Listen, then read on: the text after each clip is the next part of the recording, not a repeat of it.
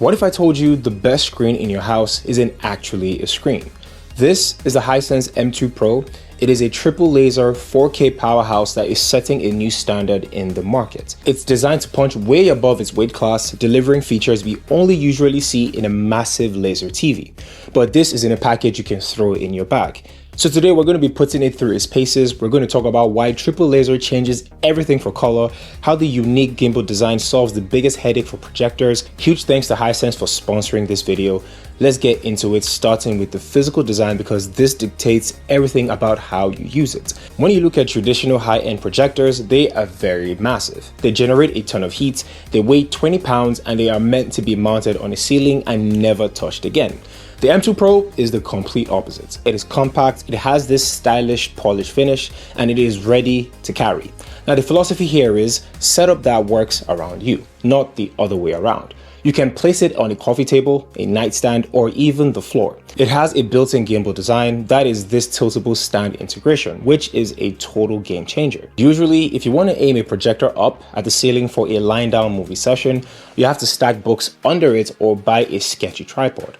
With the M2 Pro, you just tilt it up, smooth, easy done, and it feels very premium. But the hardware is only half the battle with portable projectors. Hisense has seemingly solved this with what they call their Auto Magic suite of features. Now the M2 Pro has auto keystone correction, autofocus, auto screen fit, and auto optical avoidance. Now let me explain what these look like in practice.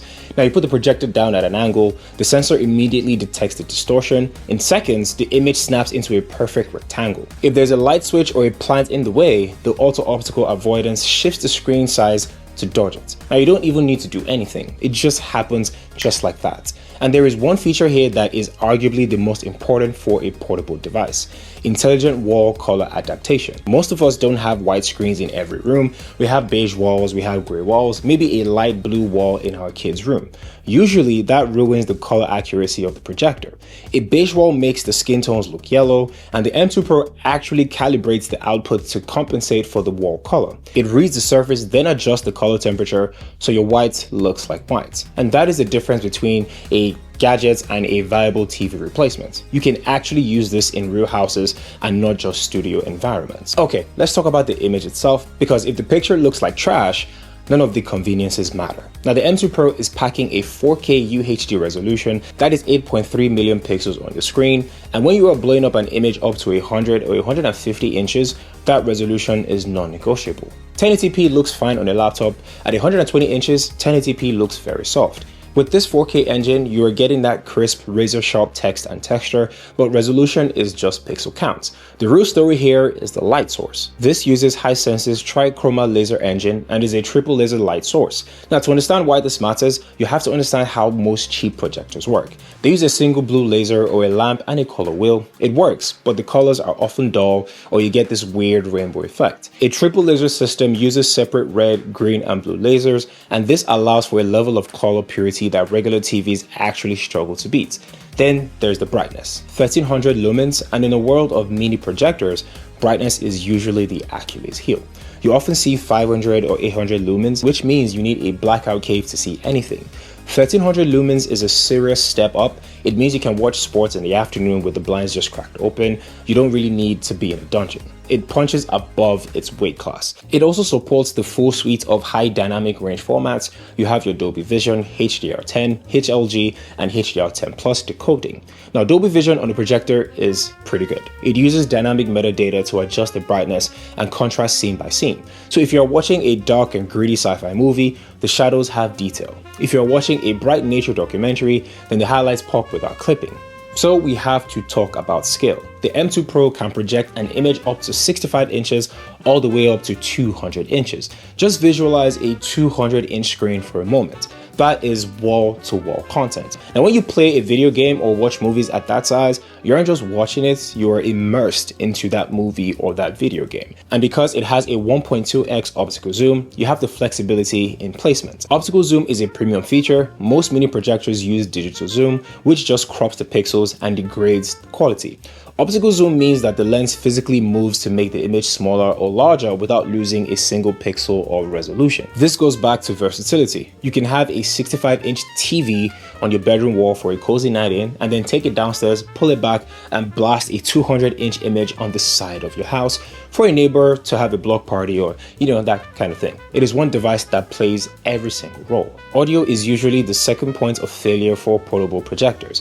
Manufacturers stick a tiny 3-watt laptop speaker in most projectors and call it a day. Hisense has equipped the M2 Pro with a dual 10-watt speaker, and that is 20 watts of total audio power. But for a standalone unit, it is surprisingly room-filling.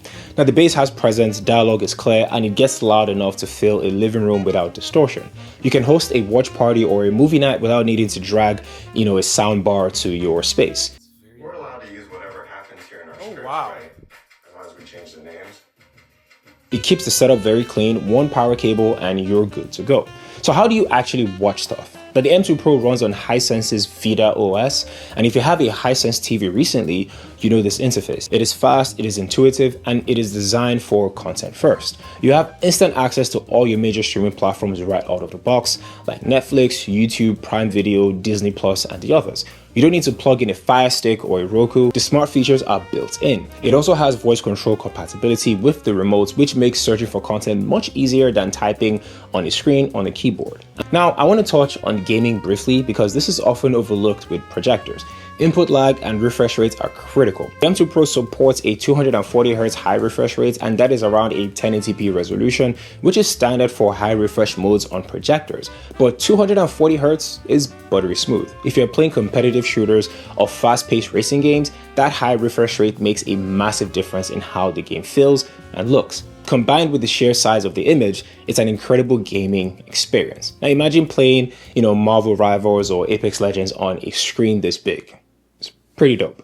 If you have been on the fence about getting a projector because you are worried about the setup or the picture quality, the Hisense M2 Pro is a signal that technology has finally matured. It is no longer a compromise, it is a real alternative to televisions, and in many ways, a superior one. It offers freedom, the freedom to watch what you want, where you want it, at the size, and does justice to your content. Hisense has really nailed the balance between performance and portability. It is polished, it is powerful, and it is incredibly fun to use. So if you want to check out the Hisense M2 Pro, I'll leave a link down in the description. Thanks again to Hisense for sponsoring this video, and let me know down in the comments, what is the first movie you guys are going to watch on a 200-inch screen? Is it Fast and Furious, Lord of the Rings, Harry Potter? Let me know down in the comments. With all that being said, thank you guys for watching, and I will catch you guys in the next one.